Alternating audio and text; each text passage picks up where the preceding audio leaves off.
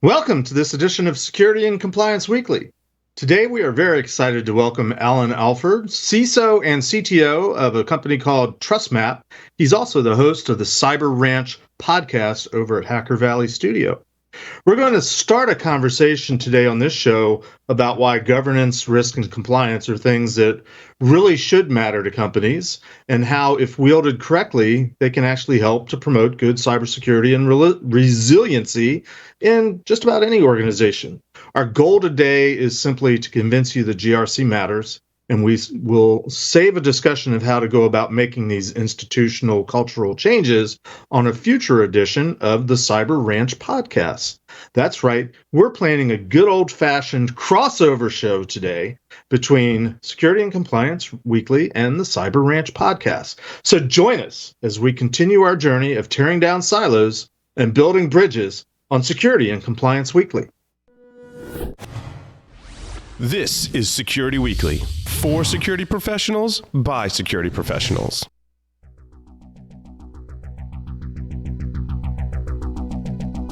And now, it's the show that bridges the requirements of regulations, compliance, and privacy with those of security. Your trusted source for complying with various mandates, building effective programs, and current compliance news. It's time for Security and Compliance Weekly. Welcome to episode 94 of Security and Compliance Weekly, recorded on November 9th, 2021. I'm your host, Mr. Jeff Mann, and joining me today are my illustrious co-hosts, Mr. Frederick Flea Lee, Ms. Kat Valentine, and the Honorable Priya Chaudhry. Welcome, everyone. Also, a special welcome because InfoSec World Digital is spun up live as of earlier today, and I saw just a little while ago that we're listed on the program. We might actually have some visitors from InfoSec World, so welcome to the show. Before we get into the conversation, I do have a couple announcements.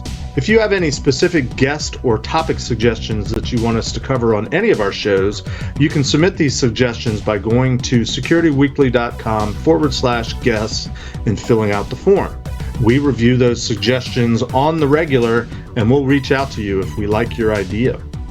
Also, coming up next week, which is really this week in 2 days, November 11th, Thursday, you can learn on our next webcast the key insights and takeaways from the recently released 2021 OWASP Top 10 list.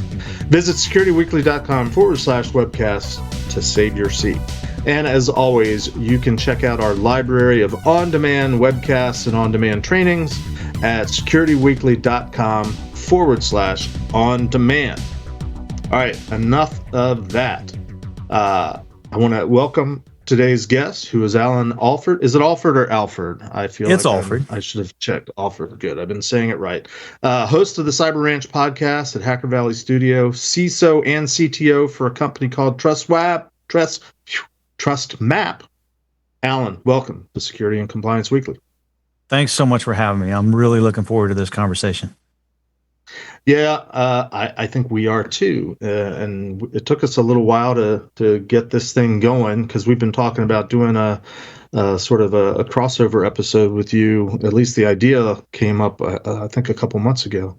So before we jump into it, tell us a little bit about yourself, how you got involved in cybersecurity, how you ended up, where you are today. Like me, you have a day job, and then you also have a side job as a podcaster. So tell us about yourself. Okay. So yeah, I've been in the technology world for about 30 years now. Cyber for about 20 of that. Started in IT, and at a very pivotal moment in my career, switched over to engineering. I was a IT manager at a video conferencing company, deploying our own gear in-house as IT does at a company that manufactures tech. And I was complaining constantly about the security posture of the products. And one day they basically came in, shut the door behind them. This was the leadership of the engineering organization. And I thought, I'm in trouble. And it turns out I was not in trouble. I was being invited to come join them and actually make the product more secure from the get-go rather than complaining about it after the fact. So I jumped ship and joined engineering, had a long and illustrious product security career, which eventually re-dovetailed with the IT origins. And suddenly I became a CISO. So that's kind of my origin story there. As far as the day job goes, I'm a CISO CTO at a company called TrustMap. We're sort of a post-GRC entity. We do cybersecurity performance management.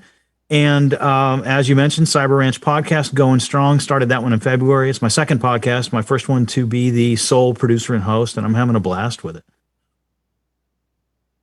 Very cool. Yeah, we should talk podcast shop sometime, but maybe we'll save that for another time. We like to ask all of our guests what we call the hot seat question, which is really because this is a show that tries to talk about not only security, but also compliance and where the two do or don't meet.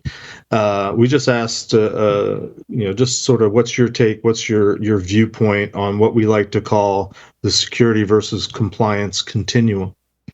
All right. So I'm going to give a it depends answer. I'm going to waffle out and give it an it depends answer.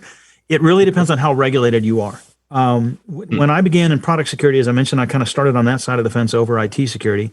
I was in a situation where we had certain key markets that insisted that we meet certain compliance situations to even be able to sell our product into them.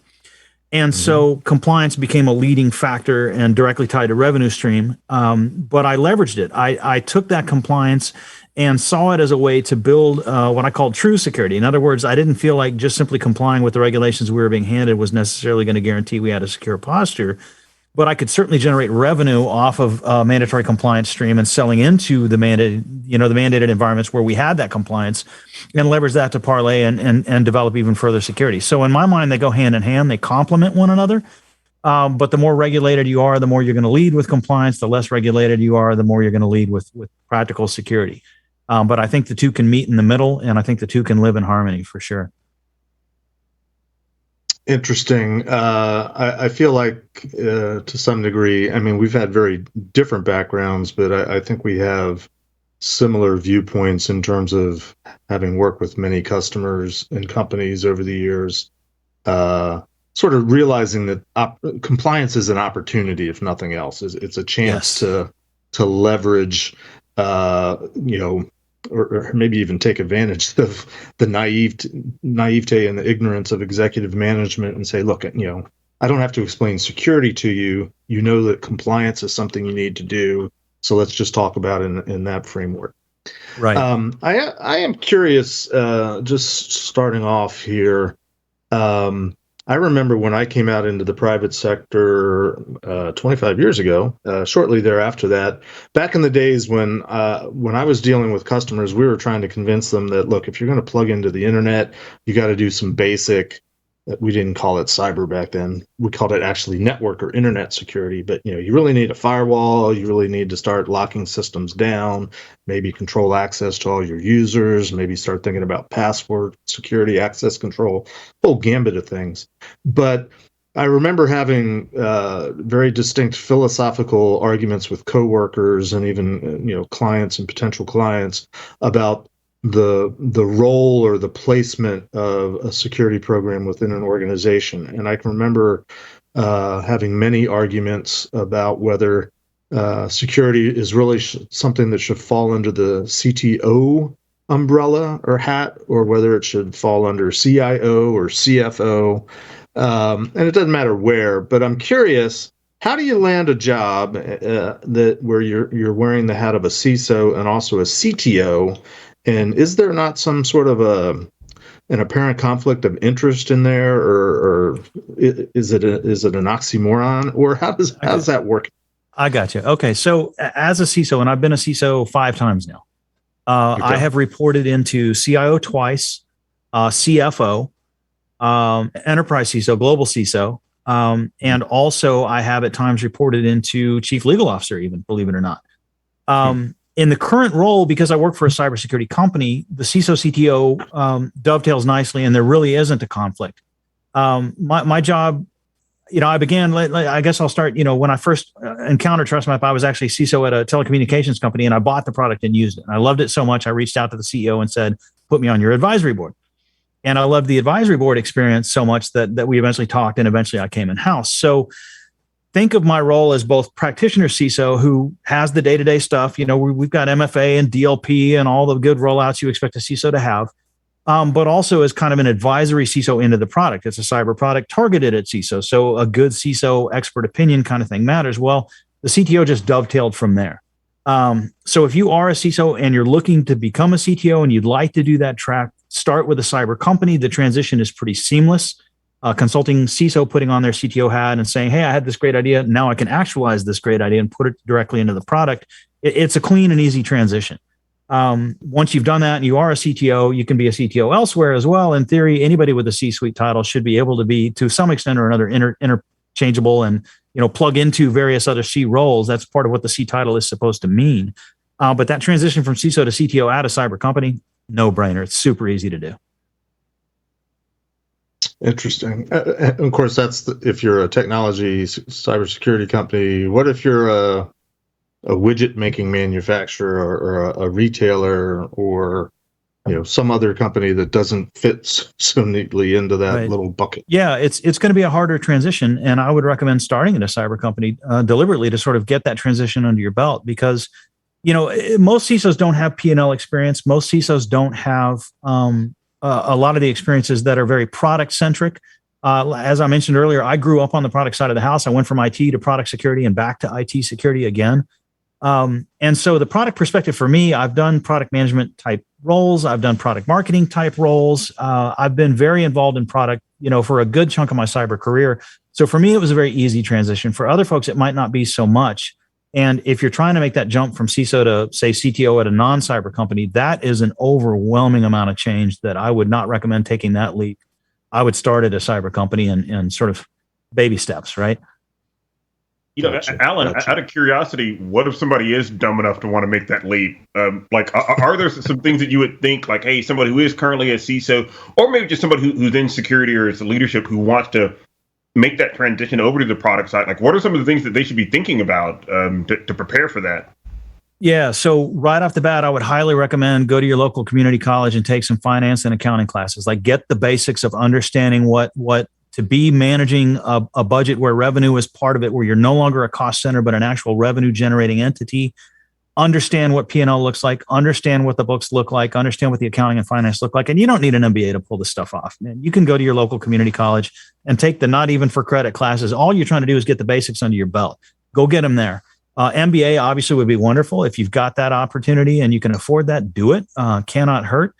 The second thing is ally yourself with all of the other players in the company. Partner up with anybody who is directly involved in product. The VP of engineering, the product management VPs, the product marketing VPs, all of these folks have already got an upbringing and a background in this sort of very product centric and revenue centric world. Learn from them, grow, ask questions. I'm a big believer in, regardless of whether you're a CISO trying to become a CTO or just a CISO being a CISO, you should have those connections and reach out to that level of the business and partner with those folks and learn their jobs and learn their worlds and learn their pain points. And even if you are a pure play cost center, understand what your impact to the bottom line could be and might be, and find ways to dovetail and coordinate with them to better improve their ability to make money. If you can be the CISO who is the Teflon instead of the CISO who is the roadblock, anytime it comes to any of these other job roles in the company, you're going to be miles towards becoming a better CTO.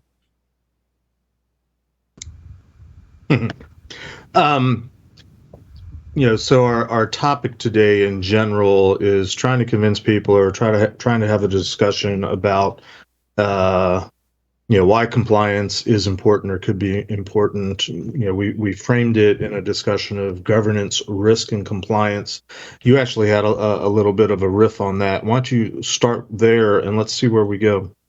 Okay. So again, if you're heavily regulated, you're going to be leading with compliance, and there's not much you can do about that. That's just life in the big city. Financial services, healthcare. You're going to be regulated.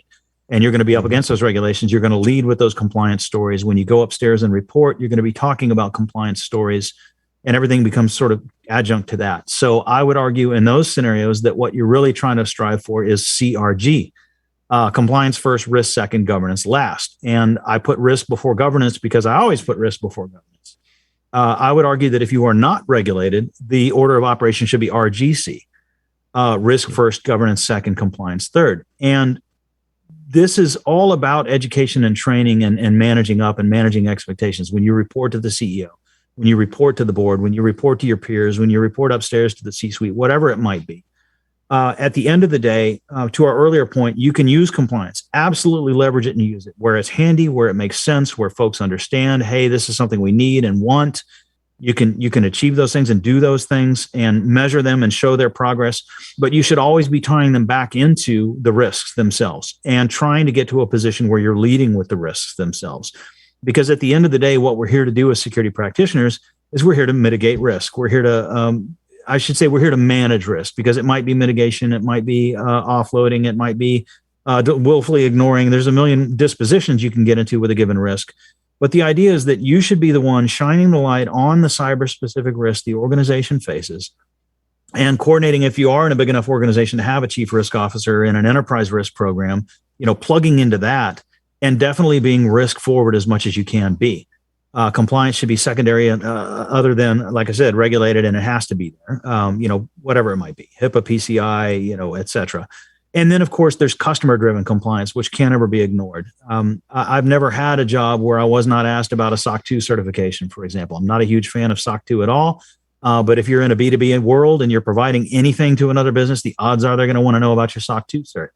So compliance where it's required, trying to gravitate people towards risk, and ultimately the governance is the rollout in the organization, in my mind, of ensuring that the compliance and the risk are actually being addressed in an appropriate manner.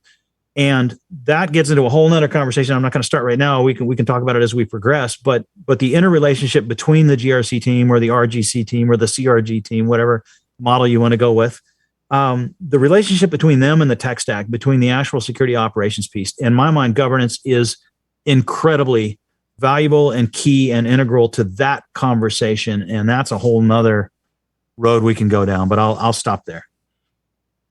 Well, I keep asking myself a fundamental question, which is, and I apologize, I should have answered this question prior to the show.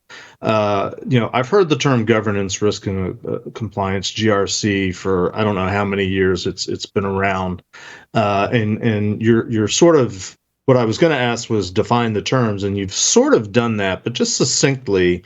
And I'd actually be interested in hearing Priya's take from a legal perspective on the definitions of all these terms. But what exactly is governance? What does a governance professional do? What's their title? What's their training and background typically? As any of us have seen it, I know most of us have been out in a customer-facing role before and have probably seen these groups many times. Yep. But what exactly are we looking at? Yeah, so in my experience, if the organization is big enough to have dedicated governance versus risk versus compliance roles, as opposed to sort of a smaller GRC team that kind of encompasses all those things, governance inevitably comes from one of two backgrounds. One is audit background, and the other one is what I'll euphemistically call policy wonks. I know that's not necessarily the nicest term, but it tends to be one of those two backgrounds. And oftentimes when the organization is large enough to have governance be its own dedicated and separate role, the emphasis is on the word separate. And this is my single biggest problem with it, is very often the governance is divorced from the risk, is divorced from the compliance, and more significantly is divorced from the daily practice of actually implementing and architecting security solutions. And so to me, if you're going to be big enough to dedicate that role, it's imperative that that role be cross-trained and airdropped into as many actual technical practitioner perspectives as they possibly can be.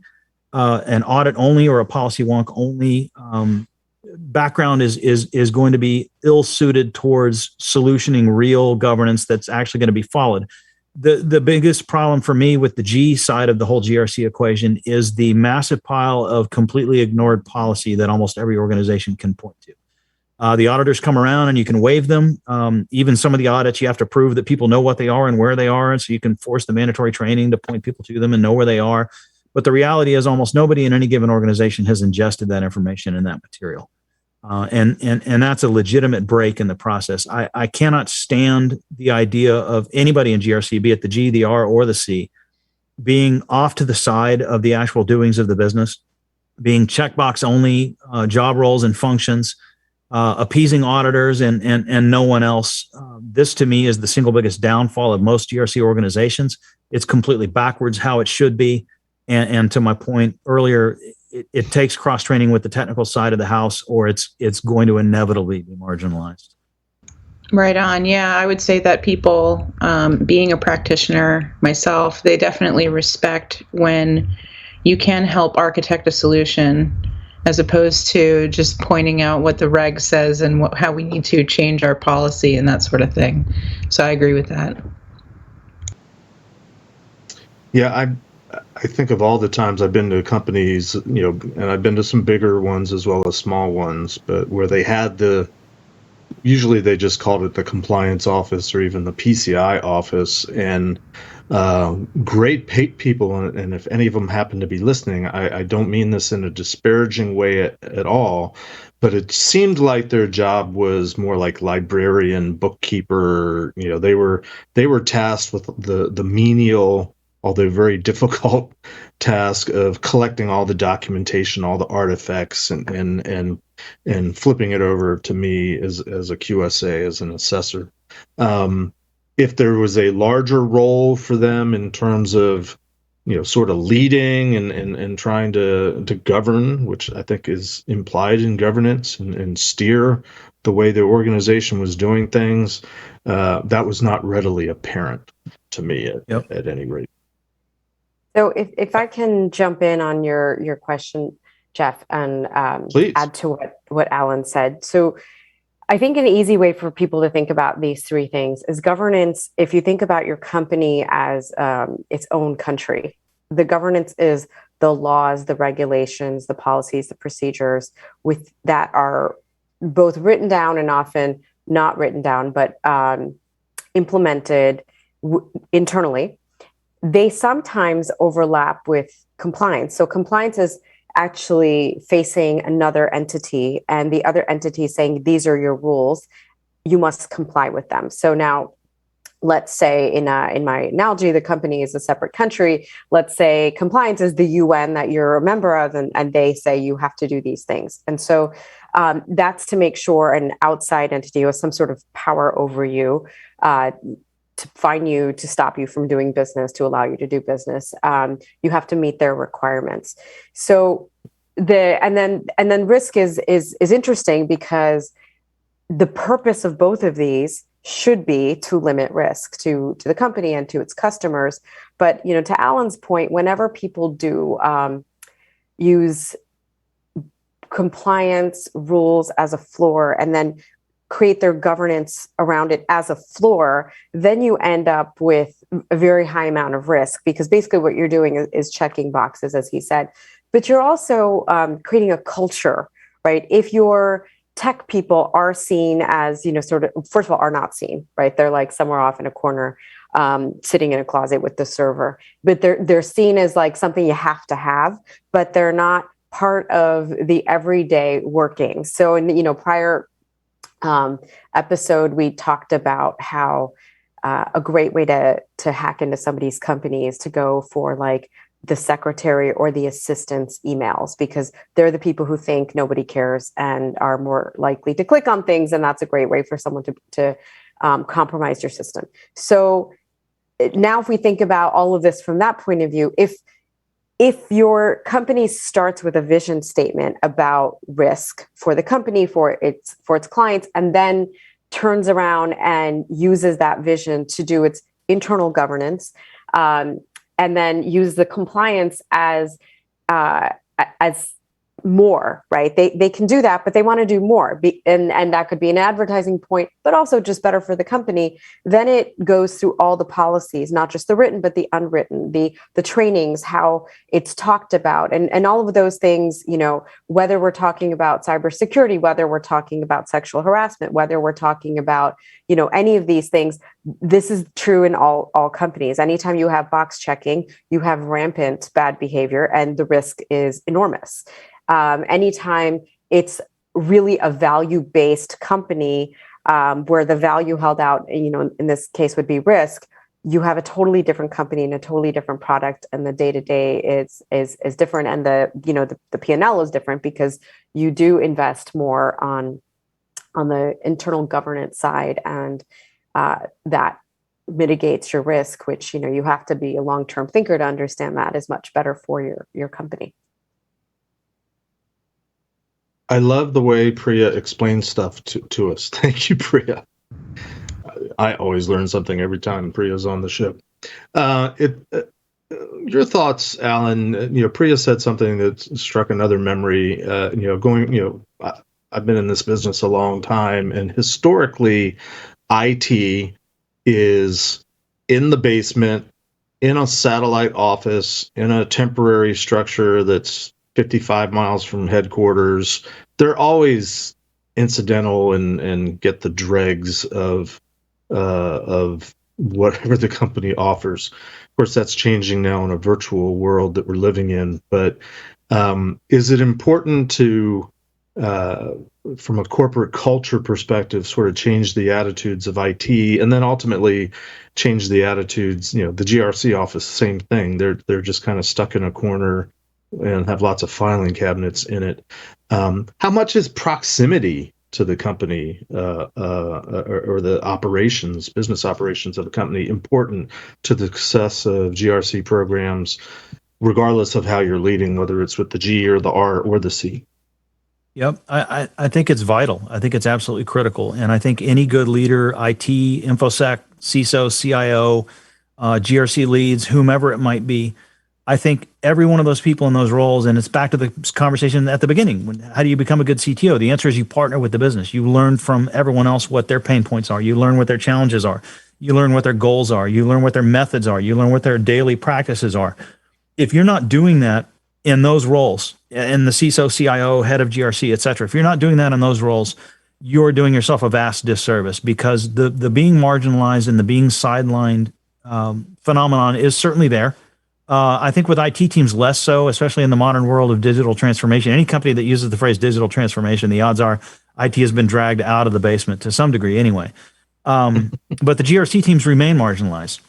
And it's to Priya's point. I think, and this is what I was calling RGC. If you lead with risk first and you have those risk conversations in business terms, not in IT terms, in business terms, and then you, as your next step, tie them into information technology linkage. And then from there, you carry on the conversation. You lead with business terms, risk terms first, business terms second, and technology terms third, or ideally business first, risk second, technology third, if you can get to that level of the business. But either way, you shouldn't be leading with the technology ever. The technology should be adjunct to those other two. And if you can have those kinds of conversations at that level, consistently make the presence of those teams, the leadership of those teams, the CISO sitting at the table, having business conversations, having risk conversations, casually mentioning technology as an aside. If you can have the conversation at that level, you will find yourself welcome to more and more of the meetings. You will have a seat at the table. You will have a lot better chance of being integral to the business and not being marginalized simply by acting like a leading member of the business as opposed to a leading member of information security, GRC, IT, whatever it might be. Treat yourself like a business leader and the business will treat you the same. Yeah, that does make a lot of sense.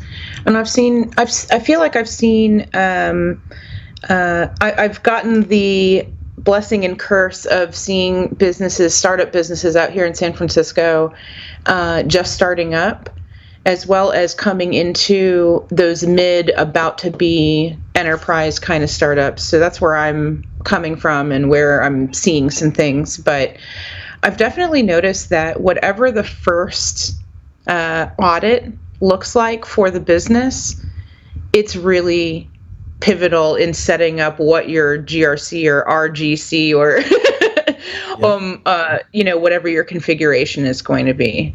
Do you know what I mean? Like where maybe the first audit is if it's driven by, say, like a SOC 2 where it's a B2B and that's what they need to do to get entry. It's just like weaker compliance regimen where really it's not as prescriptive as, say, PCI. They're a brand new company. And so they end up going down this road where they kind of do a bare minimum and it's just to get over that sales hurdle.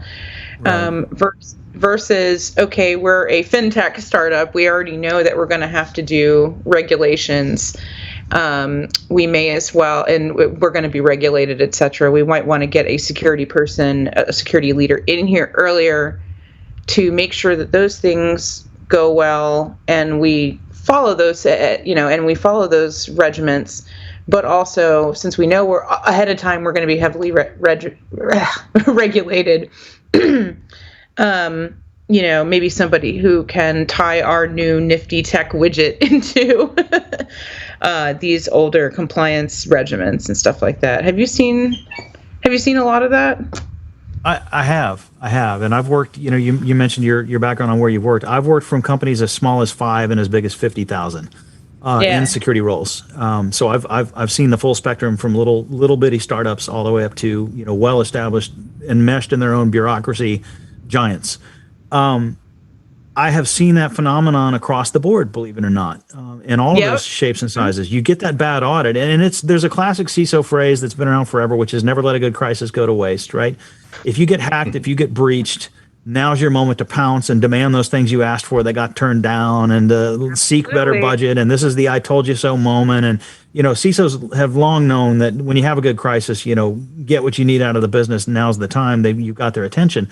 A bad audit works the same way. And it doesn't have to be the first one. It could be, hey, we've had 3 good audits, and for whatever reason we slipped and got a 4th bad one. A bad audit is a bad audit. It's a crisis. It's that you don't let go to waste. Absolutely leverage it. Now the trick is to your point. Simply saying, "Oh, bad audit, fix things up, bad audit, address things, got the $5 spent, now bad audit, good audit," is not the same thing as give me the $15 to actually secure this frickin' company. It's a very different story, and that goes back to those business conversations, that risk forward proposition, the constant dialogues with the business to ensure that you have put forth as strong a story as you possibly can, where compliance is a subset of security rather than the sole goal. So this is sorry, Kat, go ahead. No, go ahead, Priya. All good.